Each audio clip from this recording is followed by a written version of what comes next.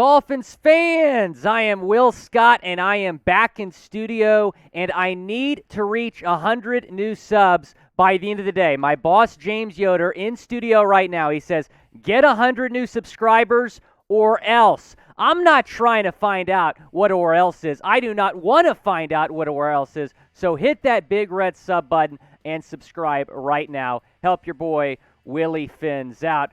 Well, you know, the Dolphins, as we've talked about, have made all of these awesome additions this offseason. They've improved the offensive line. They've gotten better at the wide receiver position. They've brought back Emmanuel Ogbah. So no holes to fill, right?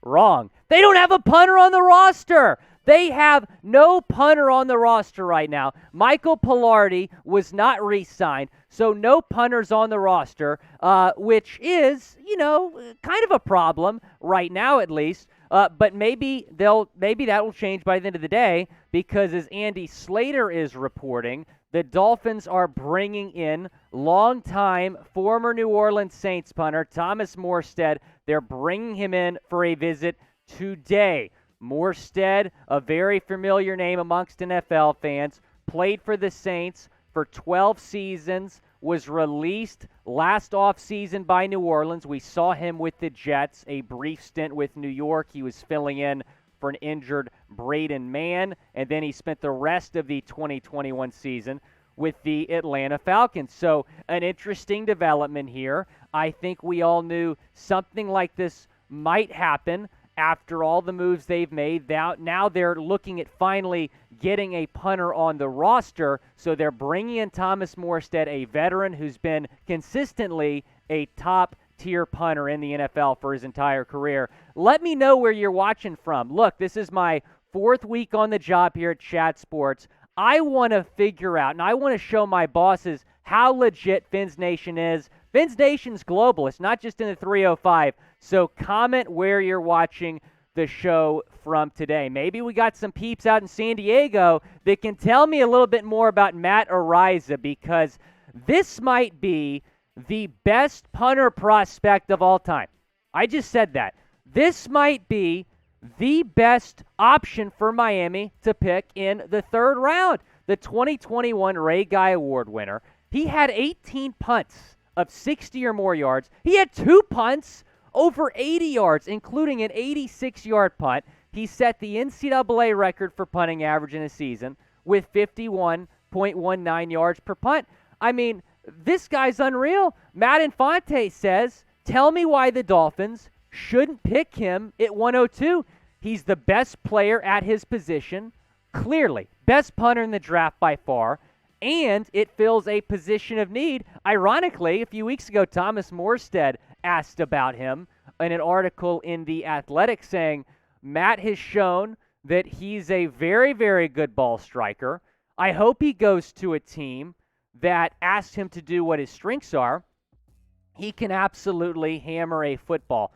I mean, wow, unbelievable that this might be an actual option in round 3 if you're Miami, but I'm unsure about taking a punter in round 3, and here's why. You traded your 1st and 2nd round picks for Tyreek Hill, so pick 102 in round 3, late in round 3, is going to be your first pick of the draft. Do you want to spend that on a punter when you can still upgrade the offensive line, where you can still upgrade your interior pass rush, where you can still get better at the linebacker position, maybe even draft a wide receiver as well? But let me ask you the question. I want you to pick a punter.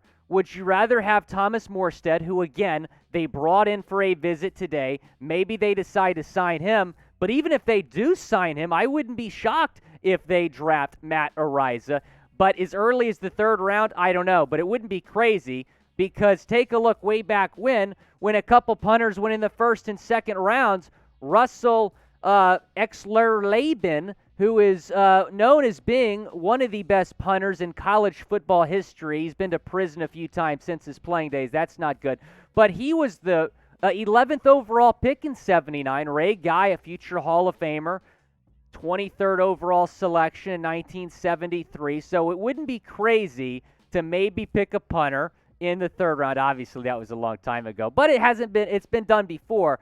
But I don't think he's going to be on the board in round 7. You have 2 selections in round 7 if you're the Dolphins, none in round 5 or 6. Do you want to reach and maybe take him in the 3rd or 4th round? Well, you have to in the 4th round because he's definitely not going to be on the board in round 7. So let me ask you, would you take Matt Araiza in the 3rd round, the clear-cut best punter in the draft, best punter prospect that we've ever seen? Would you use a 3rd-round selection on a guy that can really flip the field and maybe change the game for your football team? Probably not. I don't think I would type my P for pass. If you want more Dolphins content, give us a like on this video. If you're a Dolphins fan, this is the place for you. Give us a like on this video if you are a Dolphins fan. Josh Moser reporting that the Dolphins will meet with Mike Harley Jr., who is a Miami Hurricanes legend. He's also meeting with the Buccaneers. He's going to meet with the Dolphins this weekend, coming off of a great season for the U, where he put up 543 yards, 5 touchdowns. He played for Miami for a long time, 5 seasons with the Hurricanes, became the all-time receptions leader. Taking a look at the current wide receiver depth chart, you don't really need to draft a wide receiver, but after trading DeVante Parker, it might make some sense. I think that's a very, very good position to be in if you're Miami. Just continue to add to what is a really good wide receiver room. So let me ask, would you draft a wide receiver? Type Y for yes or N for no. I think it's going to depend. That would be my answer.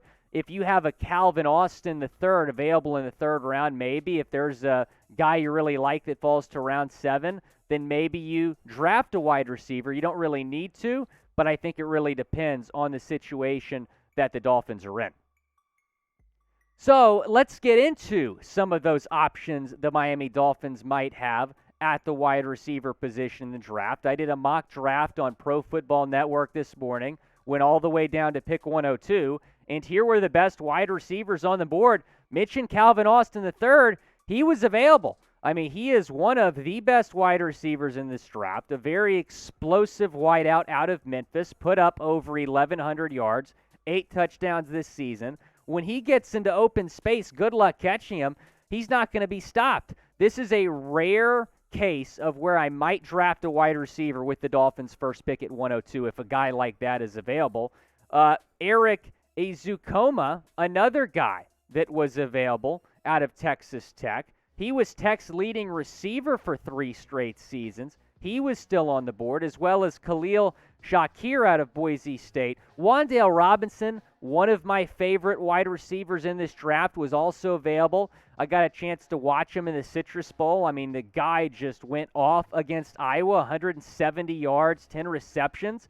And he could have an impact on special teams as well, maybe as a return guy. So Wan'Dale Robinson, according to PFN, the 4th best wide receiver on the board, as well as Tyquan Thornton, also available. He made a name for himself at the Combine, running an unofficial 4.21. It became an official 4.28. He also was available when the Dolphins were drafting with their next selection as well. So these are the top 3 wide receivers when the Dolphins are drafting in round 4. Wan'Dale Robinson, Tyquan Thornton, and Charleston Rambo all on the board. Rambo, a familiar name out of Miami. Tyquan Thornton, I'm sure a lot of us first heard his name during the NFL Combine when he ran that 4.28.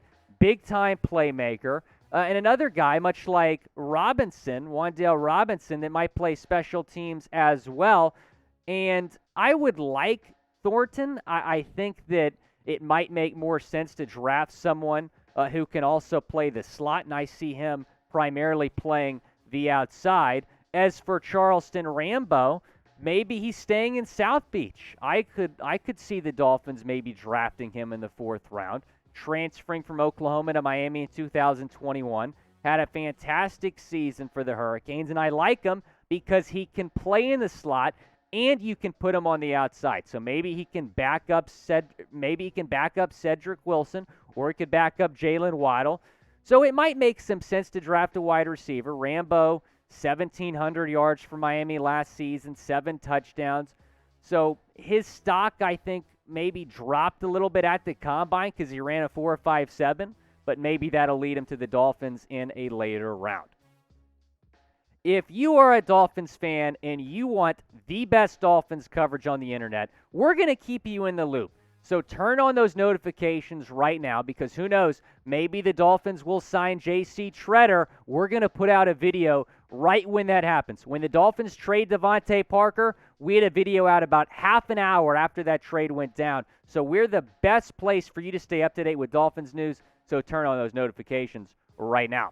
Let's fast forward to round 7, where the Dolphins have 2 picks in the draft, and some somewhat big names still available in round 7, including Emeka Emezi, 802 yards, 6 touchdowns, NC State's all-time receptions leader. He was on the board, as well as Bo Melton, an intriguing prospect out of Rutgers, ran a 4.3 4.40 at the combine, had a phenomenal season at Rutgers, 3rd in program history in games played, 6th in Rutgers history in receptions.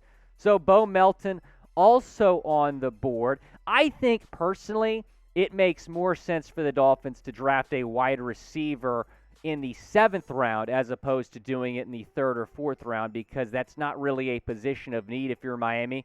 Javon Hiley out of Coastal Carolina also available. Plenty of explosive guys in this draft and in years past that we've seen come out of Coastal Carolina. But my favorite name that's still on the board here in round 7 is Tanner Connor, who is out of Idaho State.